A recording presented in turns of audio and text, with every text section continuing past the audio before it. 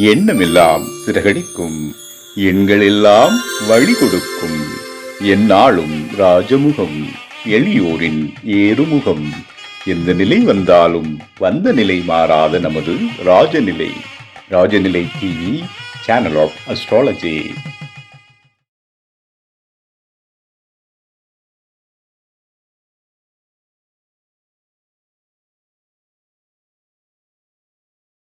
வாழ்க தமிழ், வளர்க ஜோதிடம். அனைவருக்கும் வணக்கம். இன்று பிறந்தநாள் மற்றும் திருமணநாள் கொண்டாடும் அனைவருக்கும் ராஜநிலை டிவி சார்பாக வாழ்த்துக்களை தெரிவிப்பது உங்கள் ராஜநிலை எண்கணித வித்தகர் லால்குடி செந்தில். நம்ம இன்னைக்கு வீடியோவில் பஞ்சாங்க குறிப்பு முதல்ல பார்க்க போகிறோம். ரெண்டாவதாக 12 ராசிக்கும் ராஜநிலையின் அதிர்ஷ்டமான எண்களை தெரிஞ்சுக்கிறோம். மூணாவது ஆடி மாத பலன்கள் ரிஷப ராசிக்கு எப்படி இருக்குன்னு பார்க்கலாம்.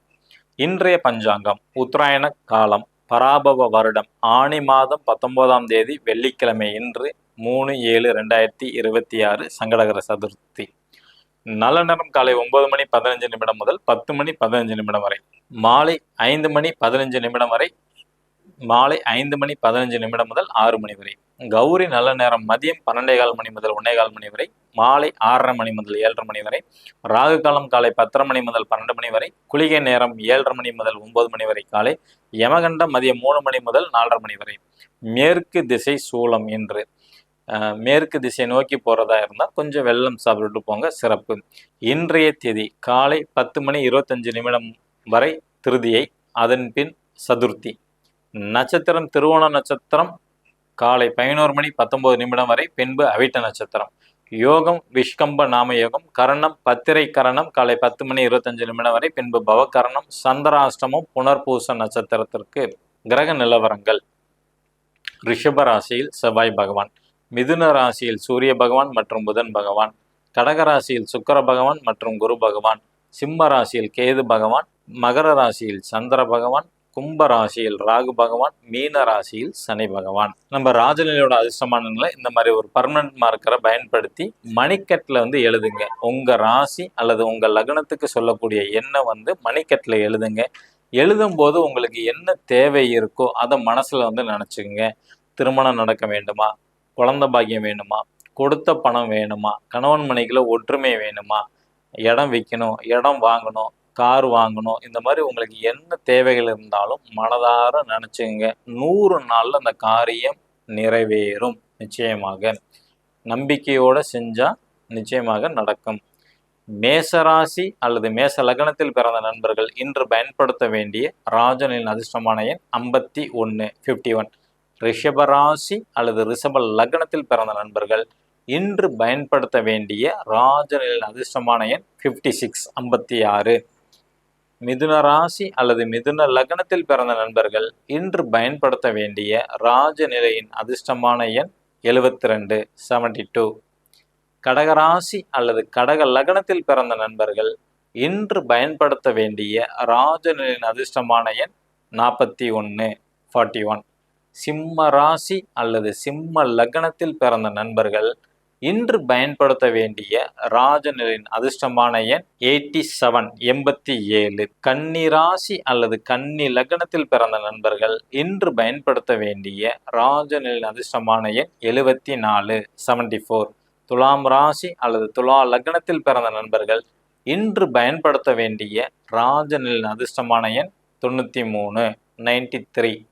விருச்சக ராசி அல்லது விருச்சக லக்னத்தில் பிறந்த நண்பர்கள் இன்று பயன்படுத்த வேண்டிய ராஜநிலையின் அதிர்ஷ்டமான எண் 80 80. தனுசு ராசி அல்லது தனுசு லக்னத்தில் பிறந்த நண்பர்கள் இன்று பயன்படுத்த வேண்டிய ராஜநிலையின் அதிர்ஷ்டமான எண் 33. மகர ராசி அல்லது மகர லக்னத்தில் பிறந்த நண்பர்கள் இன்று பயன்படுத்த வேண்டிய ராஜநிலையின் அதிர்ஷ்டமான எண் 10. கும்பராசி அல்லது கும்ப லக்னத்தில் பிறந்த நண்பர்கள் இன்று பயன்படுத்த வேண்டிய ராஜநிலையின் அதிர்ஷ்டமான எண் 04 4. மீன ராசி அல்லது மீன லக்னத்தில் பிறந்த நண்பர்கள் இன்று பயன்படுத்த வேண்டிய ராஜநிலையின் அதிர்ஷ்டமான எண் 26 26.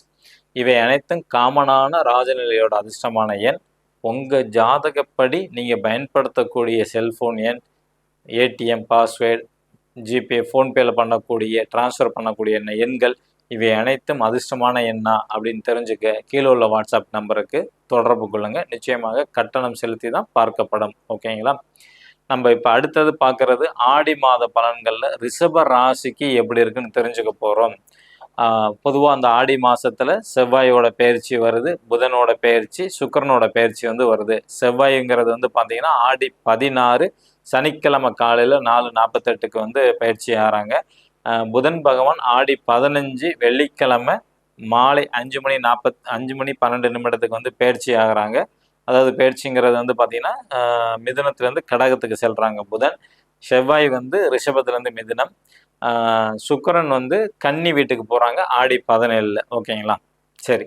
இப்போ ரிஷப ராசிக்கு எப்படி இருக்கும்? ரிஷப ராசியில் வந்து வந்து செவ்வாய் பகவான் பயணம் செய்கிறாரு கொஞ்ச நாளாகவே. அடுத்தது ராசிநாதன் செவ்வாய் வந்து பார்த்தீங்கன்னா 4ஆம் இடத்துல வந்து இருக்கிறாங்க. இப்போ ரிஷபராசியில் பிறந்தவங்க இந்த ஆடி மாதம் வந்து பார்த்தீங்கன்னா அம்மா மேலே ரொம்ப பாசமாக இருப்பாங்க. அதே மாதிரி வீடு வாங்கணும், நிலம் வாங்கணும் அப்படிங்கிற எண்ணங்கள் அதிகமாக இருக்கும். அதுக்கான முயற்சிகள் நிச்சயமாக வெற்றி அடைய வாய்ப்புகள் வந்து உண்டு. உங்களோட ராசியை சனி பகவான் பார்க்கறனால ஒரு சில சமயங்கள் வந்து சோம்பல் தன்மை வந்து அதிகமாக இருக்கும். ஓகேங்களா? மற்றபடி வேற எந்த விதமான தொந்தரவும் உங்களுக்கு இந்த ஆடி மாதத்தில் வந்து வராது. பொறுமையாக நிதானமாக இந்த ஒரு மாதத்தை வந்து நீங்கள் பயணம் செஞ்சாவே உங்களுக்கு லைஃப்பில் வந்து வெற்றி வாய்ப்புகள் வந்து உண்டு. அடுத்தது மாணவர்களுக்கு எப்படி இருக்கும் அப்படின்னு பார்த்துக்கிட்டிங்கன்னா, மாணவரை பொறுத்த வரைக்கும் 6வதுலேருந்து +2 படிக்கிறவங்களுக்கு கொஞ்சம் சிரமமாக இருக்கும். இப்போது இந்த வருஷம் வந்து ஒரு சில பேர் ஸ்கூல் மாற்றி இருப்பாங்க.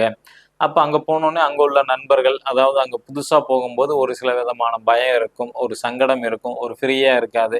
இத்தனை வருஷமாக பழகுனதை விட்டுட்டு இன்னைக்கு வந்திருக்கும்போது கொஞ்சம் ஏக்கங்கள் வந்து அதிகமாக இருக்கும். அவங்களுக்கு கஷ்டமாக இருக்கும். மற்ற எல்லாத்துக்குமே எல்கேஜிலேருந்து 5வது படிக்கிறவங்க, டிகிரி முடிக்கிறவங்க, போட்டித் தேர்வுகள் எல்லாத்துக்குமே நன்மைகள் வந்து உண்டு. அடுத்தது 2ஆம் இடம் குடும்பம், தனம், வாக்கு, வருமானத்தை குறிக்கக்கூடியது. ஓகேங்களா? இந்த 2ஆம் இடத்துல புதன் வந்து ஆட்சி பலம் பெற்றிருக்கிறாங்க. ஓகே. அந்த இடத்த கேது பார்க்குறாங்க. அதனால வருமானங்கிறது தடைப்பட்டு வரும். ஆனால் கண்டிப்பாக வந்துகிட்டு தான் இருக்கும். ஓகேங்களா?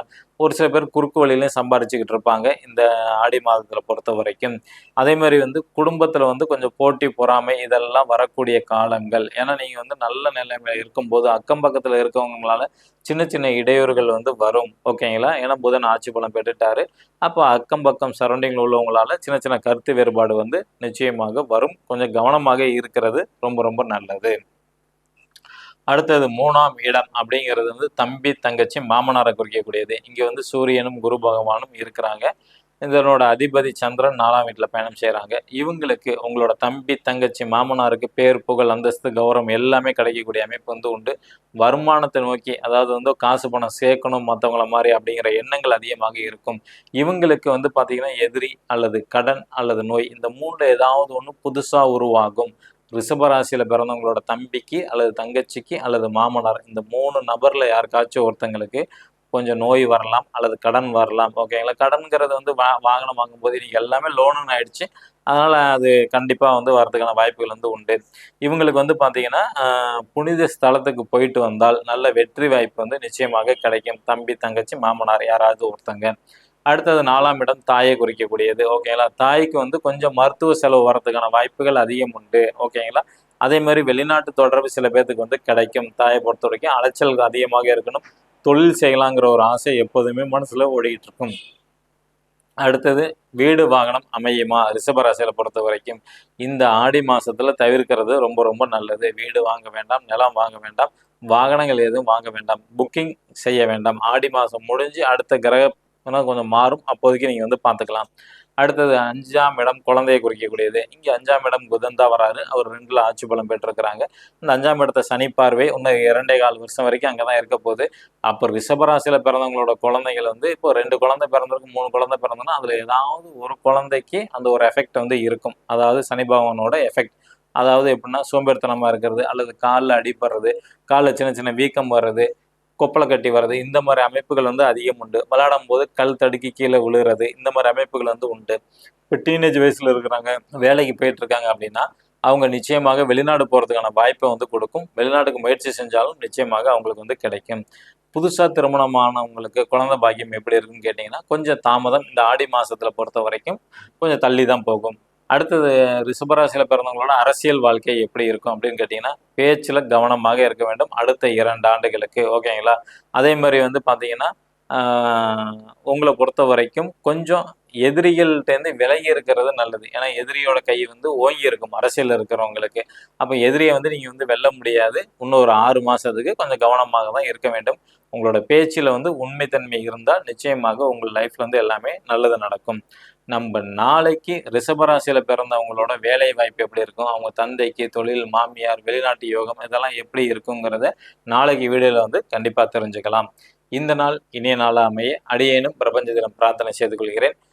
நம்பிக்கை உள்ளவர்களுக்கு நவகிரகங்கள் வழிகாட்டும். மீண்டும் சந்திப்போம். வாழ்க வளத்துடன்.